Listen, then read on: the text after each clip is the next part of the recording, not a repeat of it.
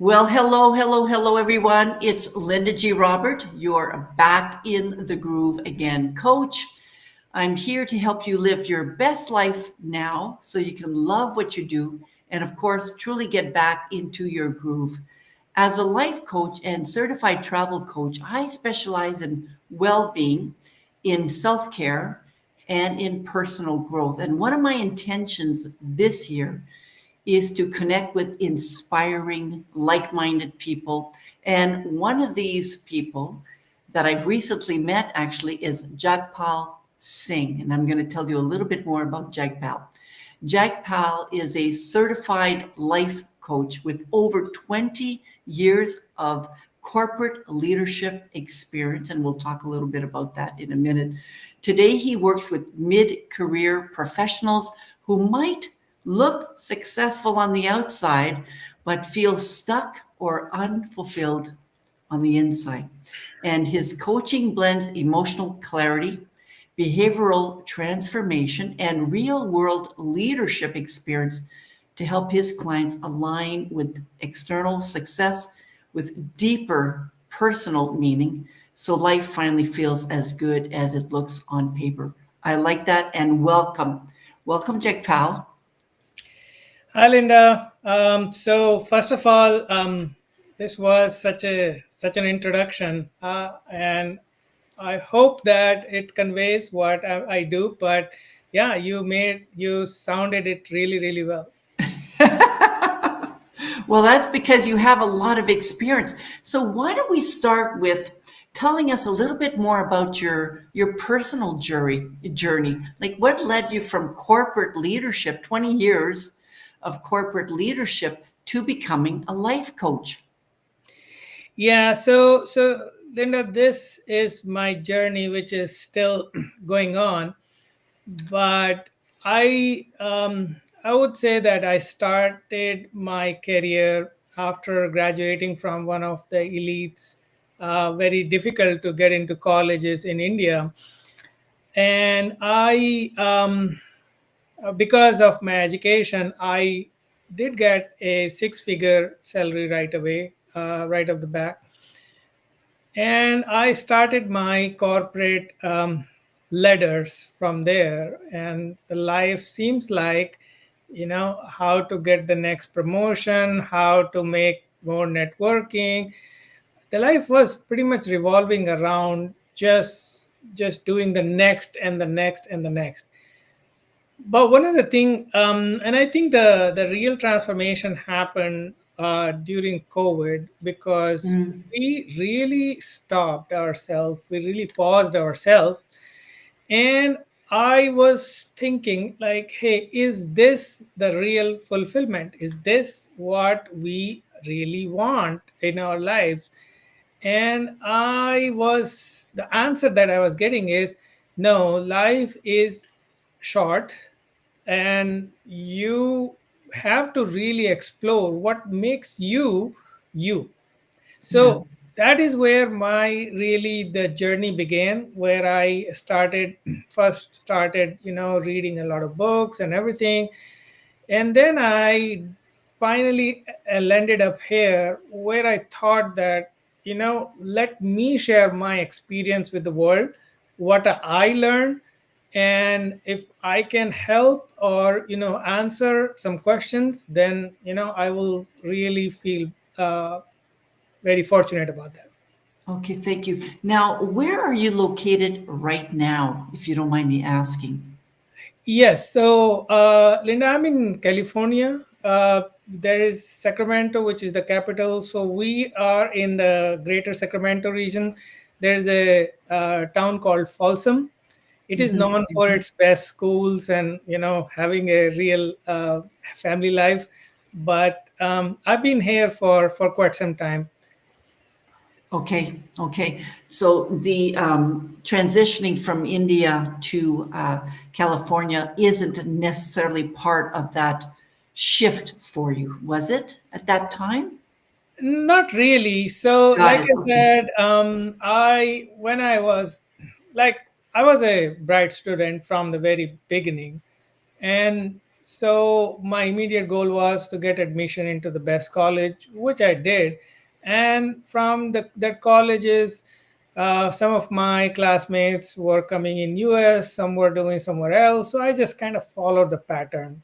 Yeah. That was like, really not thinking it through, but just following the patterns, the Yeah. template. So that's what I did for most of my life, And unless I started thinking like, is this really what all you're supposed to do? and I think, I this is what we do, right? We follow a certain pattern until we realize we're not happy or it's not for us, you know? And Linda, the happiness is really, I would, I think happiness is temporary. So it's really not more so happiness, but fulfillment is what how I started seeing it. Mm-hmm. Mm-hmm. Mm-hmm. Because you can do your job, you can have all these all the goals set up, you have a house, American dream, a car, a family, everything. And when you get it, you feel that this is it. Then Right. all I have to do is plan for my retirement, and that's about it. Right. Yeah. But I believe that that is not where it ends. And especially now we are in the life of information technology, where the knowledge of 10 years can be acquired in 1 year. So it's time to think beyond that simple template. That's And that's right. Yeah. Before I go on to talking a little bit more about your coaching work, you mentioned COVID. Now, was there a specific defining moment during that time, during COVID, when you realized something has to change here? no, exactly. So first, when the COVID hit, the first thing is I was really, really enjoying it, because for the first time I Mm, was not working. I was at home. And so it was a long vacation. But then I started seeing people suffering because of their mental health, people yeah, suffering because of the anxiety, uncertainty, and so much more.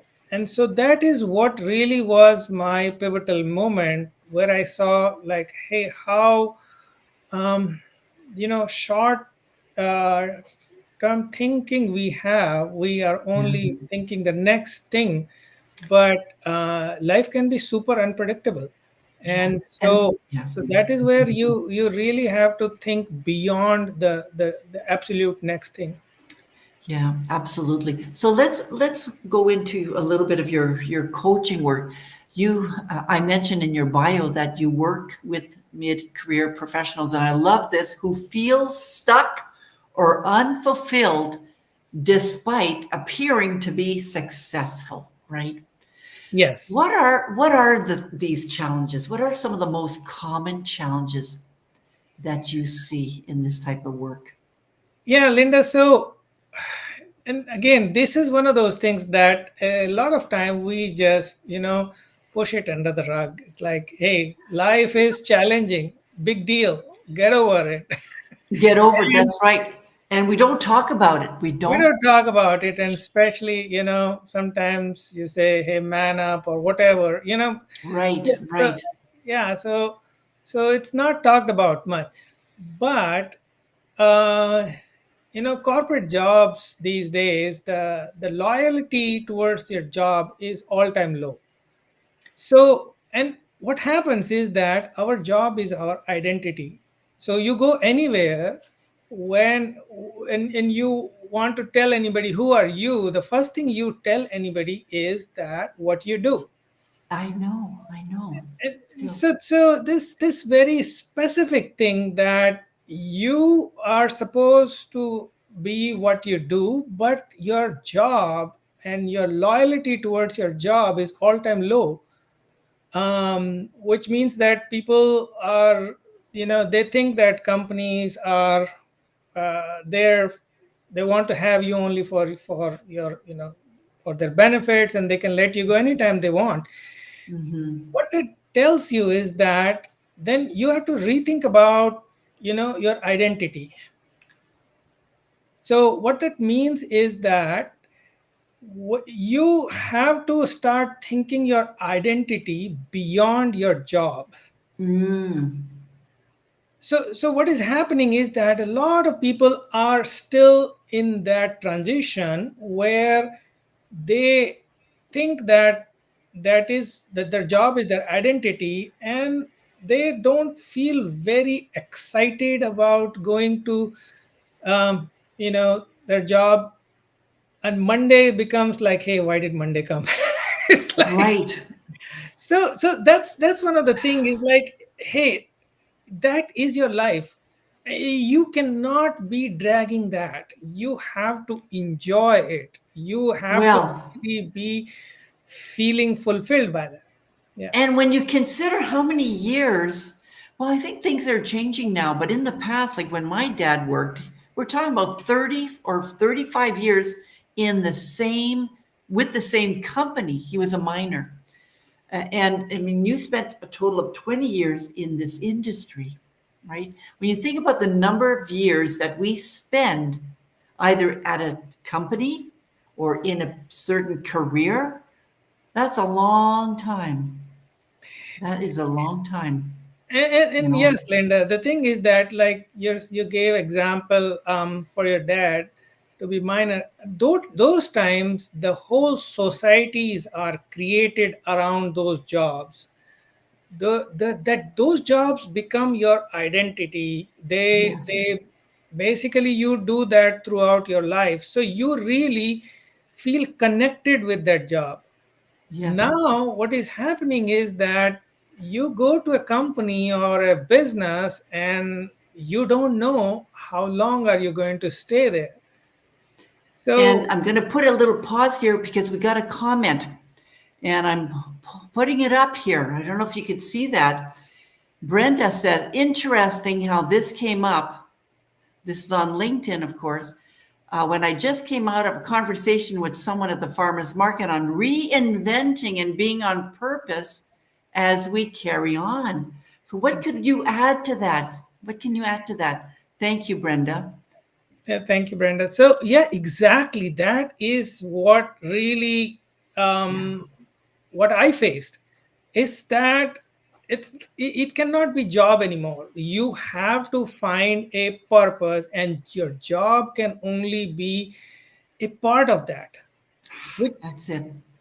yeah, and so basically, then you will not be expecting so much from the job, and the job will just be, one of the routines that you do, and you find your fulfillment with your overall lifestyle. Yes. And I'm just going to mention this just briefly and then get back on topic here. I'm of the retirement age. All right. And a lot of people who identify to a job think that when they retire, this is it. And men seem to have more difficulties than women on that. This is a whole other conversation. I know that. But when you're talking about identity, and then as we get on with our years, what happens to our identity if that's all we've had, right? Yes, so that's what I'm saying. Linda, a person have to have an identity all the time. So, for example, if somebody is retiring, then their identity would become like, "Hey, I retired as a teacher," or something. But the what I'm saying is that we have to find our identity, especially in today's time, beyond our job, beyond, Absolutely. because jobs have only become a very small part of our life, unlike 20 years back or 50 years back, where our entire identity, our social status was, or our social circle was decided by that.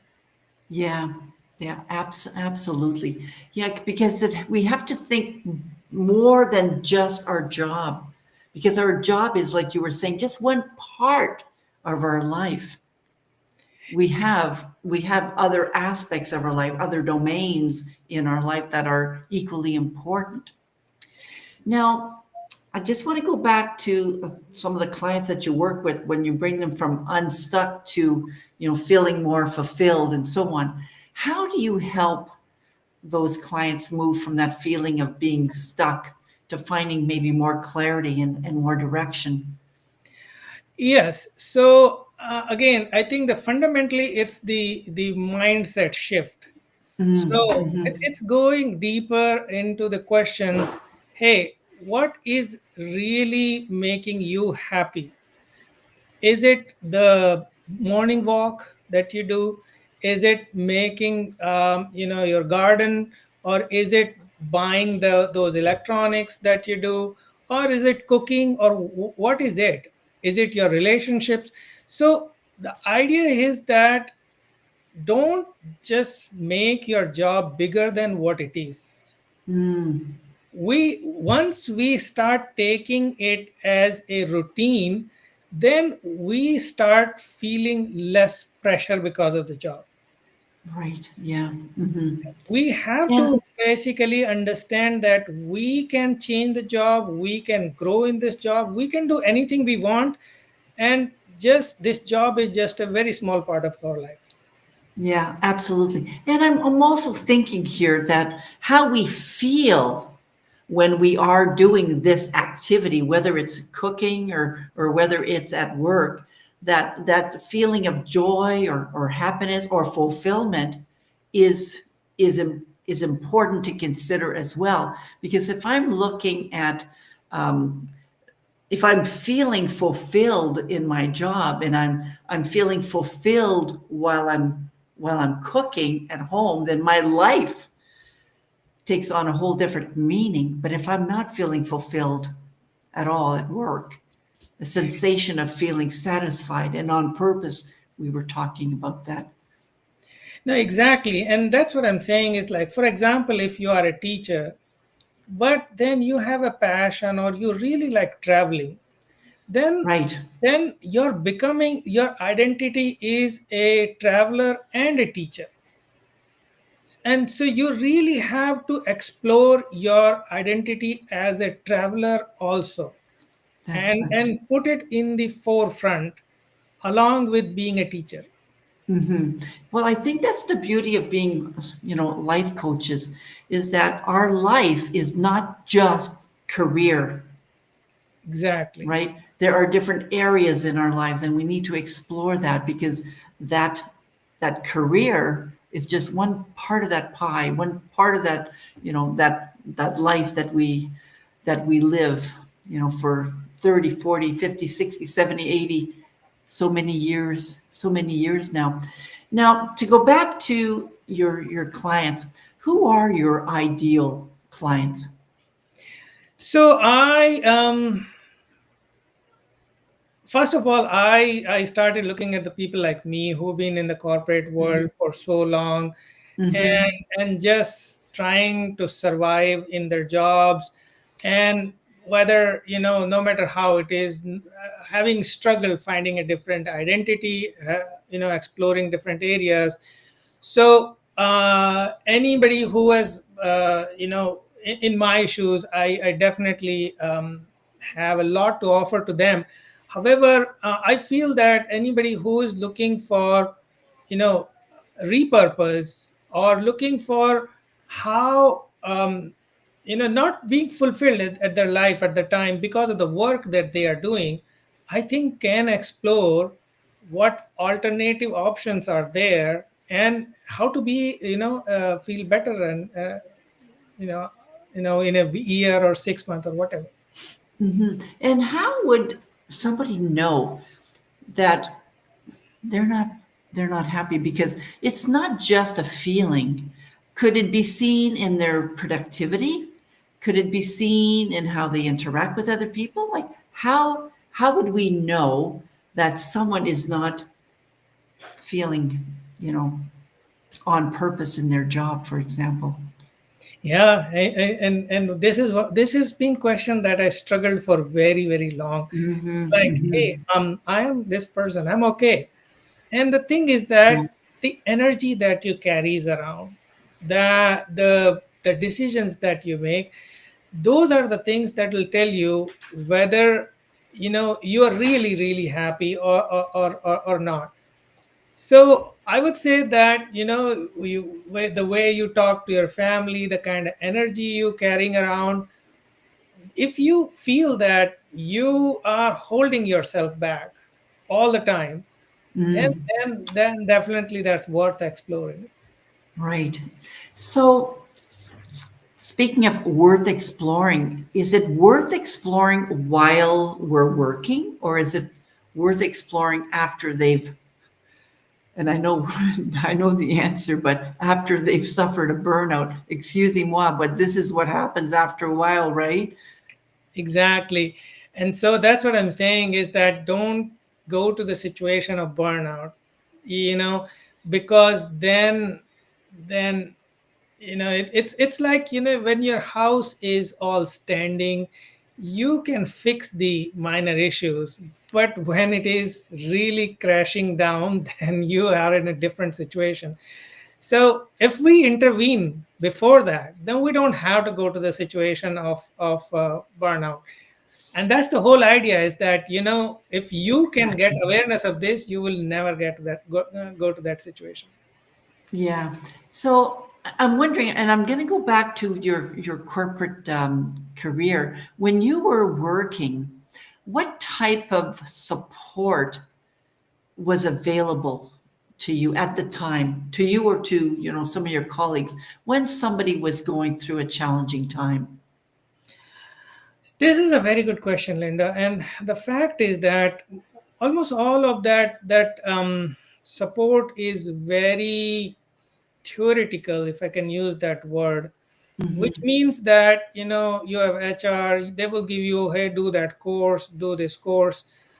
But really speaking, first of all, you're always afraid of opening up in a corporate world because you don't know how your language or how your condition will be taken.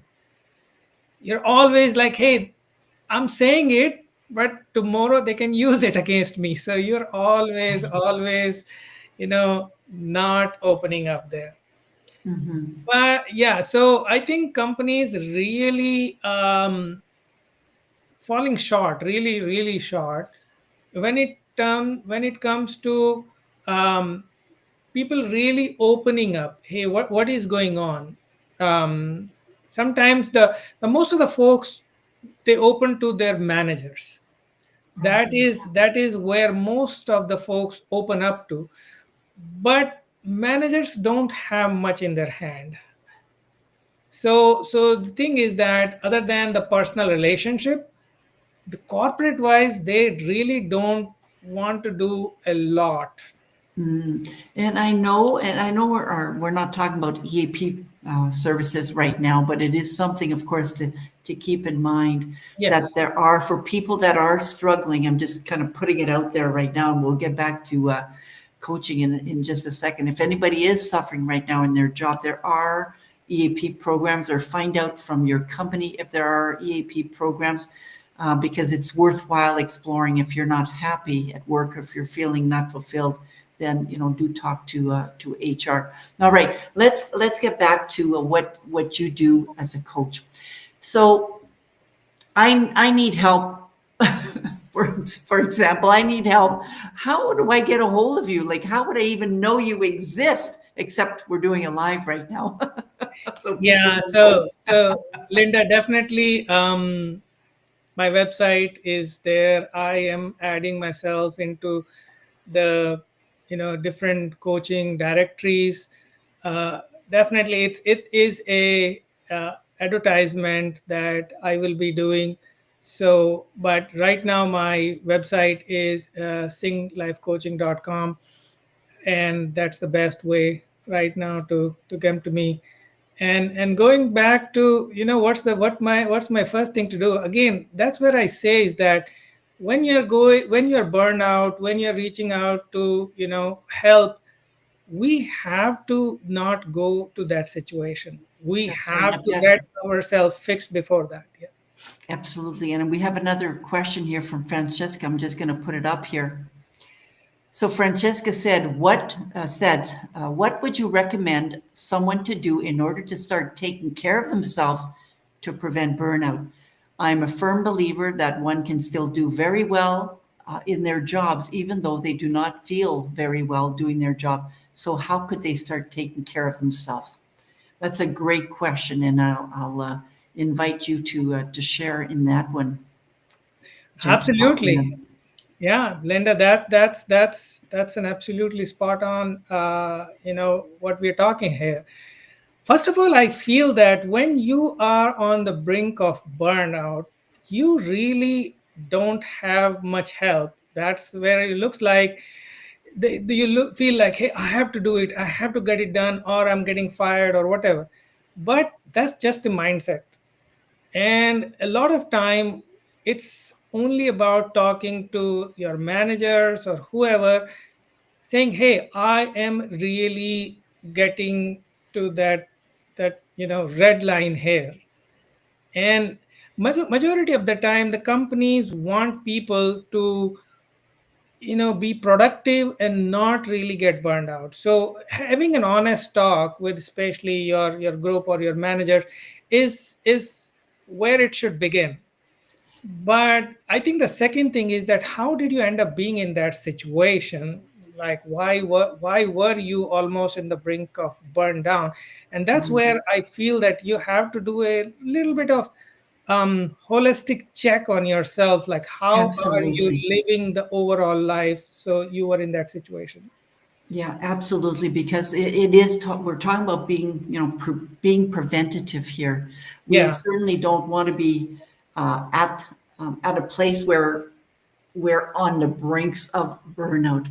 And I think a lot of it, and I mean, that is a whole other conversation altogether, but it's Yes. it's recognizing that I'm not well, something's not right, and it's opening up the conversation. Like if we have really good relationships at work, and somebody says to us, "What's up these days? I've noticed a change in you," and to have that conversation, really opening up that conversation, because that at least will allow us to face it, that maybe we're not doing so well, maybe to take a break, Yes, maybe to Linda. take So, a yeah, break. exactly.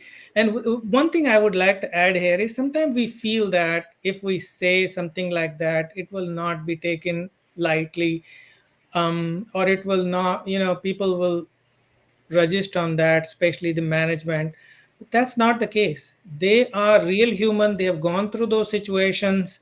So they will be mostly very, very supportive. um, but again, I think from their point of view, also from management point of view, many of them uh, expect that you take care of yourself and not come to us in those situations.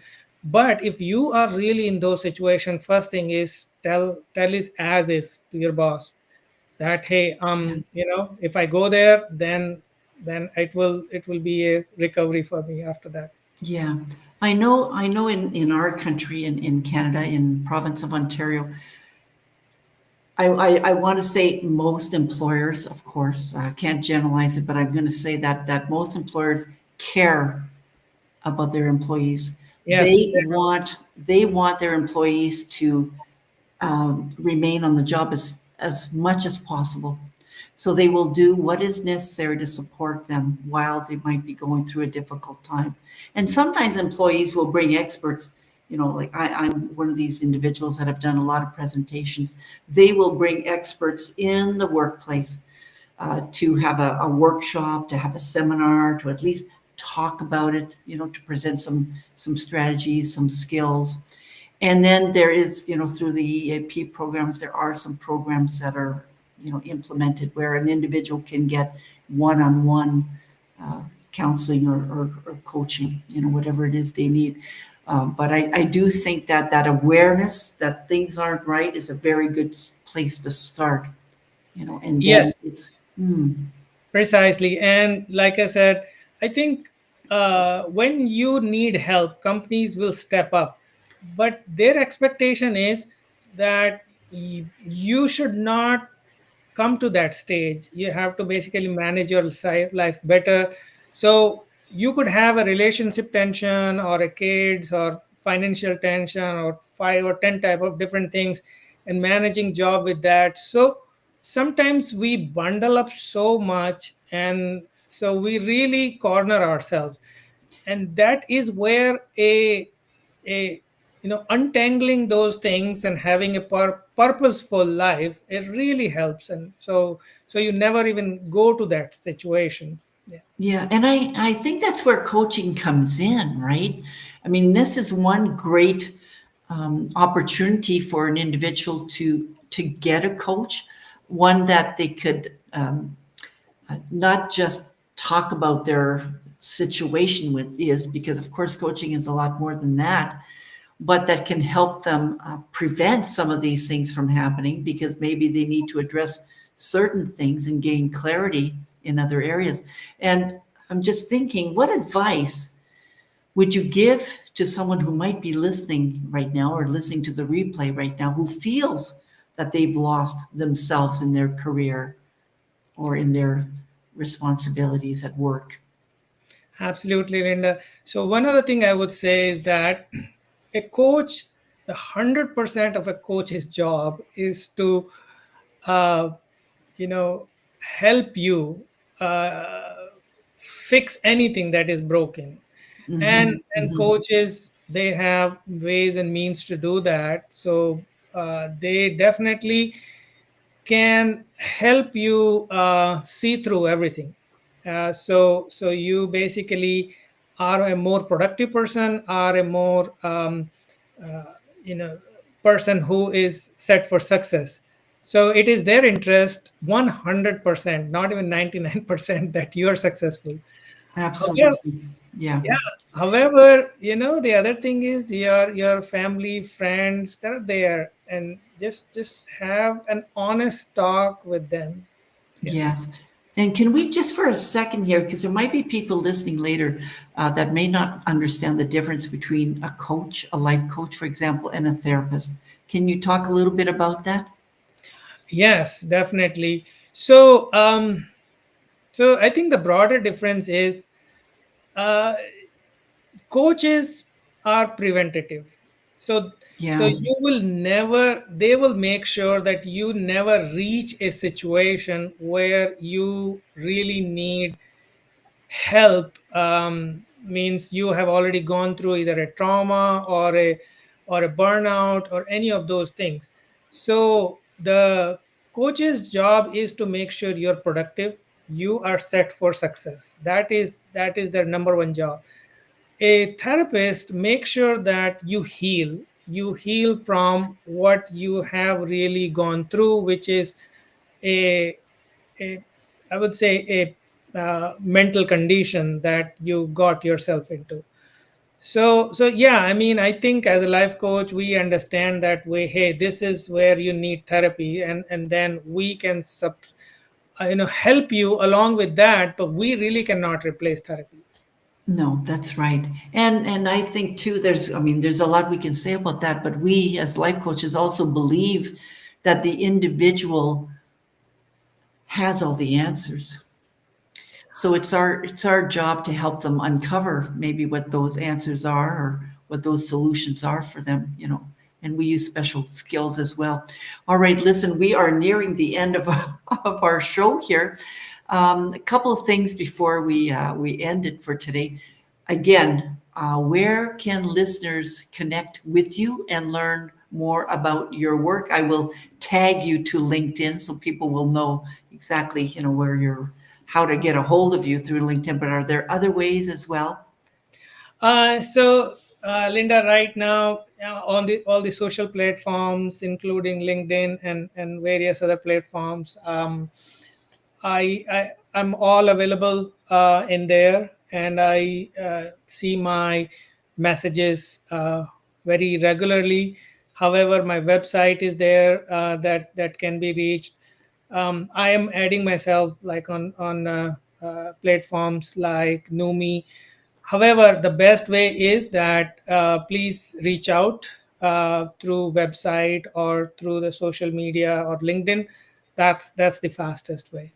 Perfect. So, any final words at all for someone looking to get unstuck, or as I would say, to get back in their groove again? Now, Linda, only thing I will say is that life is short. Don't waste it in in being in a state where don't feel happy or fulfilled, or you feel struggling. There are help out there, all type of helps. If you look for that, you'll find it. So That's right. so enjoy your life and be happy. That's right. And I just want to add, oops, where's that last? Thank you both. Oh, I can't. I'm trying to put the Francesca says, thank you both. Well, thank you. Thank you, Francesca. And I want to add as well, traveling is a nice, I just have to finish with that. Traveling is a nice way to freshen up, to refresh our lives, to sometimes to get unstuck as well. I just had to mention that. All right. Absolutely. Thank you, everybody. If you have any questions, add them in the comment section below, and Jack Paul and I will respond to your questions as well. Thanks, everyone. Bye, and thank you, Jack Paul. Thank you Thank again. you. Thank you, Linda. Thank you. Bye, bye, everybody.